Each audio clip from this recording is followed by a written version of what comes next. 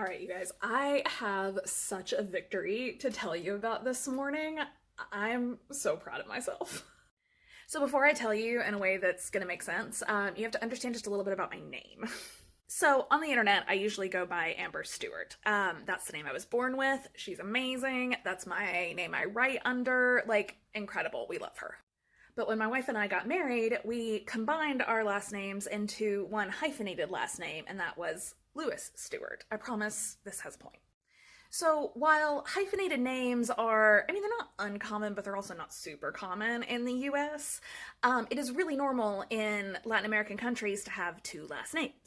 But if you have one last name that you have to pick, like for a form or something, they're usually just going to call you by your first one, right? So that means that here in Uruguay, I often get referred to as Amber Lewis or Miss Lewis, and that's fine.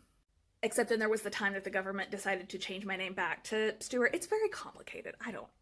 Anyway, when we first arrived 2.5 years ago to Uruguay, I had to call and get the electric bill changed to my name for our apartment. And you think, okay, this is going to be an easy task. Except I spoke next to no Spanish, and I really, really did not know how to pronounce the letters in my name. Because when they teach you Spanish, they teach you like, you know, hola, ¿cómo está? ¿Dónde está el baño? Right? But they spend like 2 seconds on the phonetic sound of letters, and you don't think you're really going to need them until you're trying to spell your name to the person at the electric company in a brand new country where you don't speak the language. And that's how I've ended up with the name, see if you can see this here, Luwas Ambar for the last 2.5 years.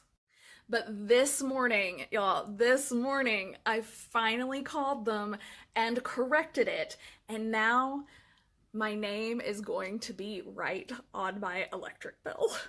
Like, this has been such a little thing, but also so big in my mind. And I was so scared to call them again because it was like, are they gonna look at the name and then be like, this person's an idiot? Like, but instead I like joked about my Spanish and then she laughed and then we got my name right. And I was even able to like change up our plan a little bit to be a little cheaper. So yeah, living abroad victory for today. Super excited.